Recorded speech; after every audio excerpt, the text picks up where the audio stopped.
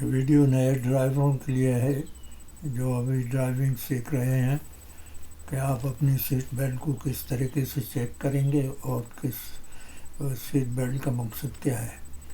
Seat belt کا مقصد یہ ہے کہ اگر کوئی ان کیس آف ایکسیڈنٹ اور یا آپ نے ایمرجنسی بریک لگایا تو اس کا ریئیکشن یہ ہوتا ہے کہ ڈرائیور اور پیسنجر جو ہے وہ فرنٹ کی طرف جھکتے ہیں، جس کی وجہ سے ڈرائیور یا پیسنجر جو فرنٹ میں بیٹھا ہے وہ اسکرین کو ہٹ کر سکتے ہیں یا سخت زخمی ہو سکتے ہیں۔ اس لیے سیٹ بیلٹ لگائی جاتی ہے کہ آپ